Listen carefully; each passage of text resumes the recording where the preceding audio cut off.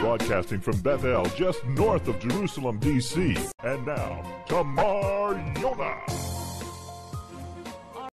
We're going to be going to a different topic, though, right now, and that is Judea and Samaria. As I was saying in the last segment, in the last several shows, is that it has been simmering in the southern border for the past week or so, getting heated up in the northern part of the country where the Syrian border is. And now Judea and Samaria is going to be our focus. We have joining us Ezra Ridgely. He is a documentary maker of specifically honed and targeted in on Judea and Samaria. And he just made a new film that is all about Judea and Samaria, and not just that, but a peace plan. And what does that peace plan entail? He's going to be talking to us about that and also giving us information about his plan, which is called the Arab Migration, Compensation, and Peace Plan. Or if you want to shorten that, it's called TAMCAP. TAMCAP. And he's here to talk to us now about that. We have joining us Ezra Ridgely. Shalom, Ezra. Shalom, Tamar. It's nice to be back on your show. It's just as great as usual. And, I thank you that I can have this time.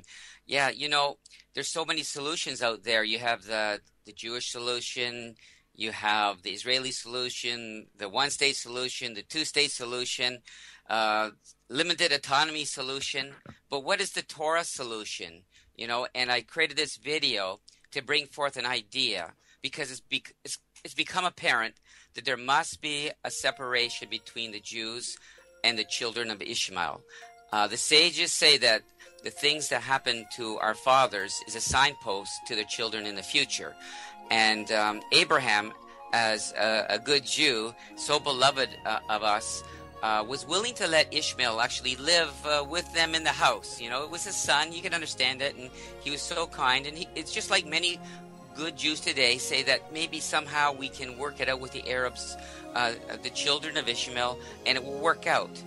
But however, in Abraham's day, that was not really the right way of doing it. His wife, Sarah, seeing Ishmael mocking Isaac, said that this boy must go out of the house, for he will not inherit with her son. And this distressed Abraham much. And but nevertheless, Hashem said, you know, what Sarah's saying is right. You got to listen to her. And Abraham escorted Ishmael with his mother out of the land and gave them the basic needs. And Ishmael was now in the hands of Hashem. And indeed, when the separation occurred, later on, Hashem blessed Ishmael, and he turned Ishmael into a great people. And at the end of Abraham's life, Isaac and Ishmael, they came and they buried Abraham. There was peace between them. And now we know that the solution for peace is separation. And really, the premise that they can live together in peace really doesn't exist. This is the Torah solution. And just as Ishmael and Isaac had to be separated, today, the Jewish people, the children of Isaac, and the Arab people, the children of Ishmael, need to be separated. And this is the compassionate solution. And the world should support this idea to help this take place. All right, and so let me just interrupt you and say that the Arabs would concur. They would say we need to be separated. The Jews should be 6 feet under the ground, and we should be on the ground here in Israel. Well, that's the separation that they're trying to create. But as Jews, we know that God gave us this land and that we're living justly and rightly in the land according to the promises that God made to our father Abraham, saying, to your descendants I will give this land. And this was reiterated to Isaac and Jacob also. So we know within ourselves what is right. And Ishmael has been given land too. And we see the nations that are surrounding us. The Arabs actually have 21 Arab nations. And I know this idea that's coming forth, but the Torah outlines why Ishmael had to leave the land. It says that that Ishmael was mocking Isaac. The Hebrew word mitzachek, which Rashi says implies, the verb implies that he was had the propensity for idolatry, adultery, and murder, the three sort of cardinal sins. And we know that, so what happens is in this video, I highlight the reasons why there has to be a separation. And of course, murder, we know, is one of them because of the terror attacks that are going on. But there's so many other reasons. Everything from the desecration of the land through pouring out sewage, and Israelis are paying their water bill, their electricity bill for the Arabs, the stealing of the land, the illegal building, the polluting of the land, the building without regulations, primitive communities, tribalism, refugee camps where one sector of Arabs oppress another sector. And this is actually tribalistic. If you wonder why there is actually refugee camps in Judea and Samaria, it's because in those camps they're a different tribe and they'll never give them freedom. So it's a great human rights abuse going on, actually supported by the UN itself. They're trying to steal land, Arabs, between the communities, not only by building even empty homes, but even by planting trees. And believe it or not, even UN people from the EU have been seen helping Arabs plant trees. Meanwhile, Arabs are building wherever they want, and the restrictions on Jewish building is going on. And all of this must come to an end now. They've proven that they're unable to sustain themselves as a independent entity. And actually, the Arabs don't fulfill the basic UN requirements for self-determination. However, the UN still trying to create a nation out of them, despite the fact that they don't have those, they can't fulfill the requirements. And so what happens is now we have this propagation of continued, going back literally 120 years of persecution, Arabs persecuting Jews, and there's no end in sight. And so, but the only way is through a separation. And you know what, honestly, just to make this point, you can comment, the separation will happen one way or the other. Because God gave us the land, He will do it. But, you know, Arabs are people. There's a lot of good Arabs that we don't want to suffer. We don't want to hurt them. But the separation, the only compassionate solution is to pay them to leave the land, even sell the land they have, and with the ingenuity to go to return, to migrate back to the Arab lands, because most of the Arabs in pre-state years had migrated into the land at the end of the Turkish rule and during the British Mandate, while Britain was busy trying to stop Jews from immigrating. Although they were supposed to facilitate the immigration of Jews, they actually restricted and let the Arabs come in. And as a result, we have this situation today. And since the Jews did create really the first economy in 2,000 years, the Arabs wanted to come and get jobs. But now it's time for them to migrate back to where they came from, and that the world should generously compensate them to return to their lands, and that we do everything possible to settle them in the most dignified manner. Now, will they accept this? Right now, we know everything is messed up. Extremists are in control. The Arab nations are fighting each other. So technically, this is theoretical, but if we can bring this idea to the surface, I believe that God would prefer the peaceful way, just like Abraham led Ishmael out of the land with his mother. And what is his mother? The mother was the guiding light of Ishmael. Today Islam is the guiding light. So the Islamic religion cannot continue in the land of Israel beside the Jewish religion. They cannot be compatible with one another. So let the Arabs settle in their land with their religion, and let the Jews flourish in their land and basically be a blessing to all mankind and fulfill their mission of bringing the world to God. And the Arabs will come on board. But first, this idea that in a compassionate way out of the land. But the idea, though, has to come to the surface first. And may Hashem create the conditions where Arab nations would want to accept Arabs who will be generously compensated, and Arab nations would be blessed taking these Arabs in, and with the Jewish ingenuity of building up communities with the help of the world, we could facilitate this. There was a stat going back about 4 years ago, said that all the costs of the expulsion of Gaza in the wars then, not counting the one we just had, we could have actually paid $100,000 to every man, woman, and child in Gaza, and asked them if they wanted to leave, technically. And that's how much it's costing us. So technically speaking, the money is there. if we have the will. And if we have the will, it can be done, and that will end the suffering for everybody, for Jews and Arabs. But unless we get this idea to the forefront, that there is a peaceful solution, nothing else can take place after it. But the idea has to come to the surface. It's a burden on Israel having the Arabs there. If they're not paying their water bill, they just defaulted on 1.4 billion shekels on electrical bill, which Israelis are going to have to absorb. They're not processing their sewage water properly. It's being poured into the underwater aquifers, polluting the underground subterranean springs of water, and they're building backward houses, tribal villages that are unsophisticated. So it's creating, like, you have this modern Israel and you have this backwardness. And the reason they don't have the bracha, it's not that Arabs are dumb. Arabs aren't dumb, but God won't give them the bracha to settle in the land. The blessing. Because it's not their land. The blessing. Because it's not their land. God has land for them. But God did give the blessing to the Jewish people.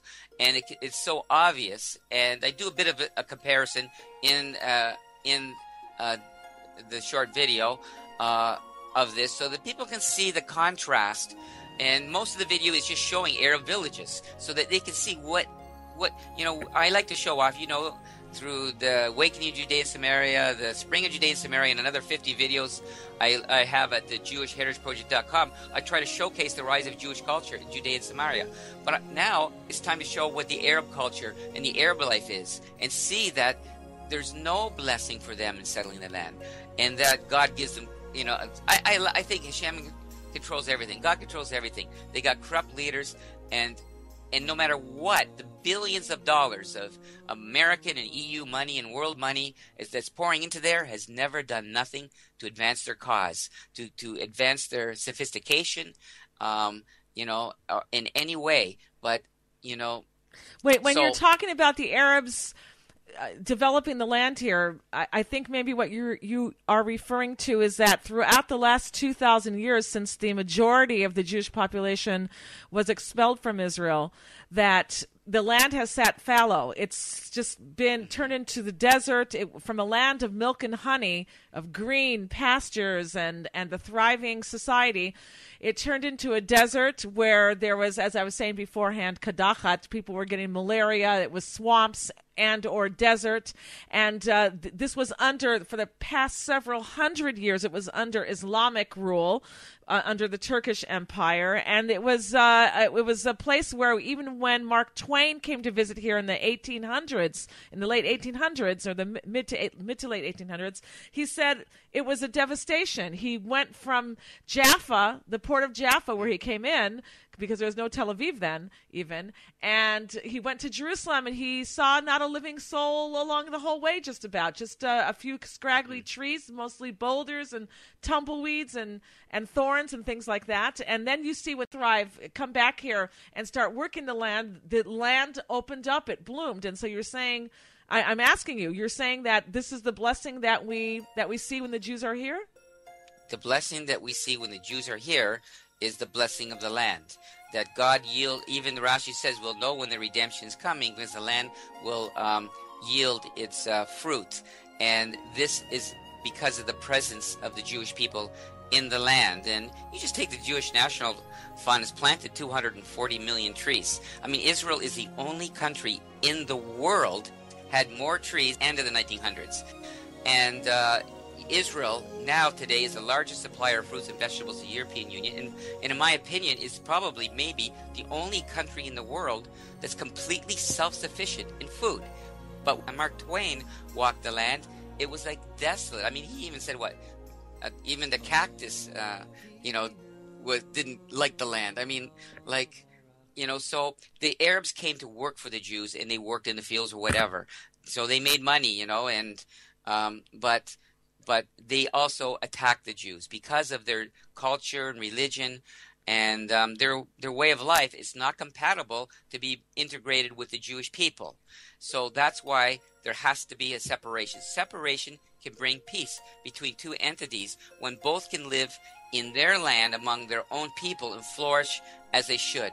And the Jewish people need to flourish in their land, but there's, with all the wars, the terror, just the contempt. If you drive through Judea and Samaria, as you probably see all the time, the Arabs will pass you in a car and give you a dirty look. It's just a continuous systemic hatred that you feel wherever you go. And this is a cultural, on a human level, but they're educated to hate. This is their leaders. But, on a human level, they are children of Abraham. Ishmael made peace with Isaac when he was separated. And these 13 refugee camps they have in Judea and Samaria, this is like a crime against humanity. So, this idea of even giving these people a hope is an act of compassion. It's not, the UN says, one day you're going to be restored to your ancient villages in Israel proper, and keeping these people in the most horrible living conditions, where this plan would actually treat them with respect and give them dignity, and the world could help migrate them, and we could help start communities and plant hothouses and orchards for them, and we could start something new. And the baraka, the blessing of God, would be upon this idea because it's Torah-based. When Ishmael went out of the land, the blessing came to him. When the Arabs go out of the land, God will bless them. And this is compassion. So if we say we want to force an Arab state because that's the way, the world's really saying, I want to propagate or prolong the continued suffering of the Arab people and the Jewish people. And so are you saying that there shouldn't be one Arab left in Israel? Well, you know what? There might be some left. I'm not, all I'm saying is the Torah solution. The Torah states that if people live here under the proper manner, where they recognize the sovereignty of the Jewish people over the land, where they're not practicing idol worshiping, where there's certain rules that they're abiding to, that they can live here with us. We know the Torah does leave room for people that are non-Jews living in the land if they're abiding by the laws and the rules and all that. And so, I don't discount that, but the idea, let's say that 1.5 million Arabs living in, let's say, Judea and Samaria are going to be like that. It would also mean that the 12 tribes are not going to receive their inheritance either, because it's really not possible that there could be so many millions of Arabs living on the land that we're supposed to inherit, when God has given them 21 countries right now for them. You know what? Let me play devil's advocate, because we only have about 2 or 3 minutes left. Let me pretend like I'm this left-wing journalist. So you sound like you're a racist. What is this? Why can't this is a democratic state? Why can't the Arabs live here? Okay. Okay.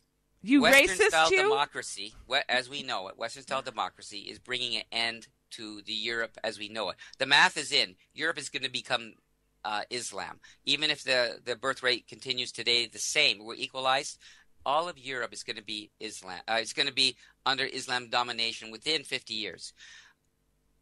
I told you the compassionate way, that if they leave the land, it's showing compassion to all the Arabs who are oppressed by wicked leaders in Judea and Samaria, who are being in refugee camps, oppressed, treated like second-class citizens.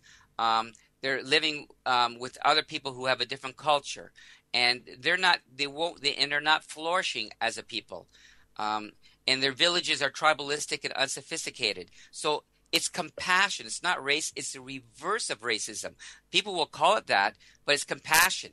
Racism is trying to create an Arab nation, propagating entities of terror in the land, trying to make them the true leaders. Like in the name of compassion for Arabs, they brought the world's worst known international terrorist, Yasser Arafat, into the land of Israel, give him control over over a million Arabs, let him brainwash them through the TV in the schools to want to do terror, and stand back while they start this murderous terror war. Is that compassion? That's not only compassion not against Jews, but it's not a compassion when you which is a crime against humanity. So basically you're saying that this is a clash against civilizations.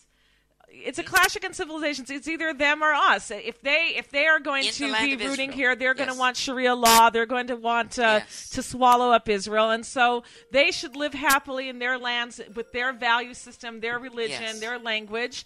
We will live in ours. We can visit each other, tour, and be respectful neighbors, but we have to preserve our way of life, which we believe is the correct way. And by the way, what God says is the correct way. And so very, very interesting what you're saying, that we don't have to go by terms of you're a racist, but actually looking at how are we going to protect our way of life and do it in a respectful and compassionate manner. So and you're that's saying what I'm trying to say. Right. The idea to the world that there is a compassionate way, but we have to bring the idea. It's got to make it in the media. It's got to make it to the world. And there's got to be Arabs. And there are lots of Arabs who would accept this idea, that want a better life, that want to live in peace, that don't want the PA to brainwash their children, where they make parks and name them and roads naming after suicide bombers. That's a crime against humanity. Right. These children that grow up among them, these Arab children, they have a right to have a chance in life. But when you brainwash them to want to do bad things, that's not compassion. That's not love or peace. That is letting that happen. It's just propagating horrible things against the children. And the war in Gaza, too. Children die in the war because we're trying to protect ourselves. We don't want to hurt them. It's because Hamas is there, and the world upholds Hamas and gives them money and keeps them in power. And meanwhile, the children, as a result, either they die because they're human shields, or in Israel. Very well said. Ezra Bridgley, that's the music we got to go. Thank you for coming in the show.